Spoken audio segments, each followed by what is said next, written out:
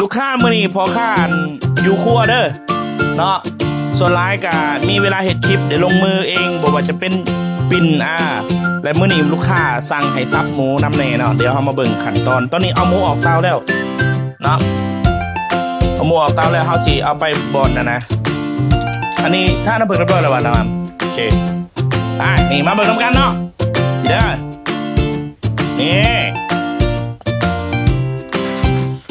โอเคมันยังฮ้อนได้นี่ค่ะฮ้อนหลายก็บ่ระวังในมือโพงเนาะเพื่อสิปิ้นหมูแล้วนี่มือนี่ด่างเบิดนี่แขนนี่เนาะเป็นห้อยอันมันด่างสั่นซะนี่หมู4โตนี่เฮาสิเกียมซับให้ลูกค้าจังหน่อยเนาะลูกค้าสั่งให้ซับเกียมเคียงเกียมมีดไว้แล้วเรียบร้อยลูกค้าทานใดอยากสั่งกินฮ้อนๆน่ะเอาออกจากเตาไปส่งให้เลยก็ได้เด้อสมมติว่าอยากได้11:30นเอาก็เอาลง11:20นาทีเพื่อไปส่งกับ10นาทีเนาะเอาขั้นตอนต่อไปเฮามาซับหมูเด้อเบรกไว้เป็นตัวนี้ก็อยู่ในขั้นตอนเฮาสิเอาหมูออกจากเล็กเนาะฮ้อนได้นี่บ่ระวังนี่เซ็ตโลดนี่เนาะว้าพุ่นน่ะเนาะเดี๋ยวเฮาวางอยู่นี่ก่อน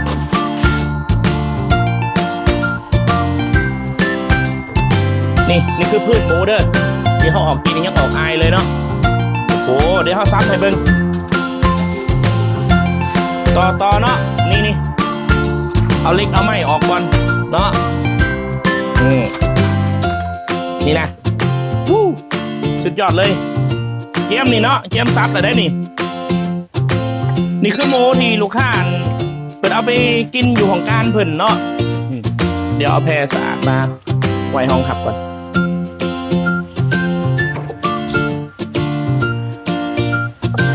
เด้อกล้องเด้อ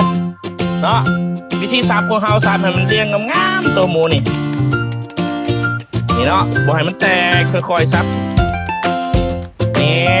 ความกรอบดังขวากเลยลูกค้าเนาะเขาจะเริ่มจากล้างหมูก่อนแล้วจะค่อยเอาลงเลยเนาะนี่กระดูกค้ามนี่ให้มันนั่นเป็นร่องงามๆเนาะ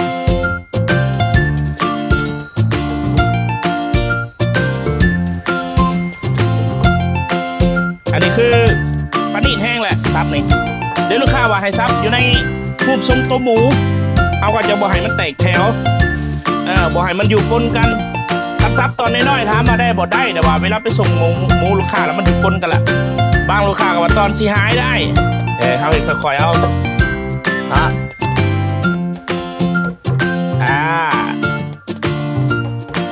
อันนี้คือบ่ให้หนังแตกนี่เนาะนี่ย่านหนังมันแตกย่านหนังมันหาย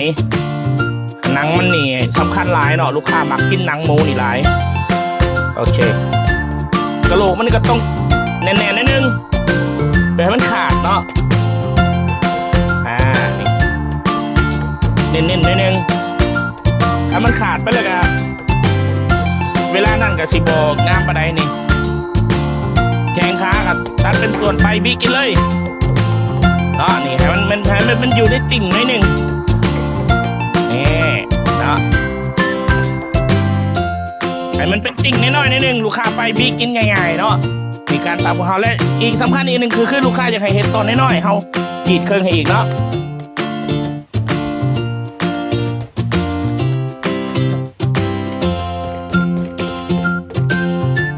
นี่คือจุดที่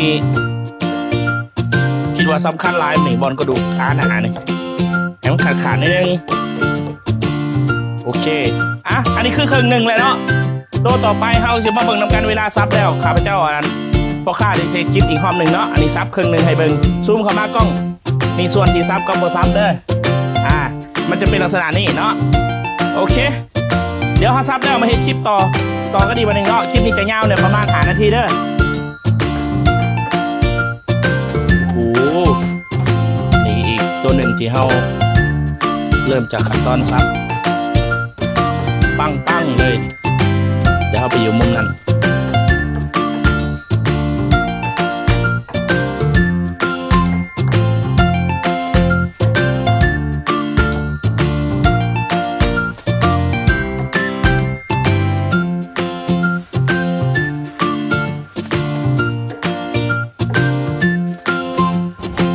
คียงนี่ก็เป็นเคียงสั่งจากเวียงจันทน์นี่ของโรงงานเฮียนะเพิ่นเดี๋ยวเราสิมารีวิวเคียงเป็นต่างหากใส่งานโดนเลยตัวนี้เป็นตัวหนาใหญ่ตัวนี้ลาดปลายเคียงป้าทักเดี๋ยวเรามาเบิ่งภาพรวมกันอีกวิดีโอรวมกันอีกเทื่อหนึ่งว่า4ตัวอยู่ในกล่องรวมกันจะเป็นแบบไหนนะใกล้ชิแล้วซับโมให้ลูกค้าเนาะเป็นแถวงามๆแบบนี้เด้อทั้งเริ่มอีกตัวที่3เนาะสั่งมาเลยเด้อครัวประเสริฐนี่เฮาอยู่สวรรค์เขตเนาะคลิปอีจะยาวแน่เอาลงช่อง YouTube ช่อง TikTok เด้อฝากกดไลค์กดแชร์ให้หน่อยเด้อ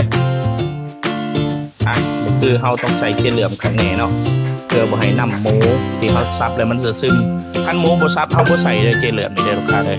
นี่เนาะเพื่อเฮาบ่ให้แก๊สหัวแก๊สซึมนี่ตัวที่3เนาะ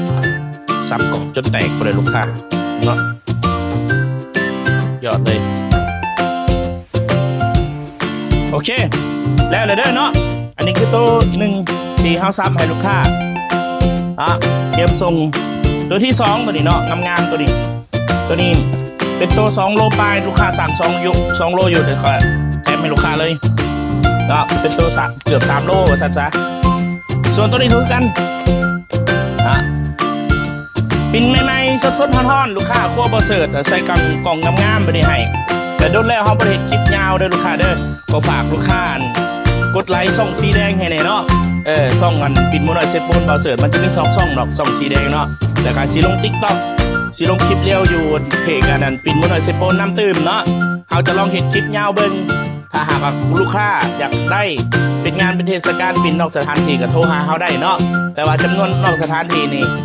ประมาณ20โตเขาจึงไปได้คัน10โตรีบปิ่นอยู่เพื่อนไปส่งดีกว่ามันจะง่ายเนาะโอเคลูกค้าเอามิตรว่าอยากกินฮ้อนๆสั่งได้ตลอดเด้อขอบใจหลายๆ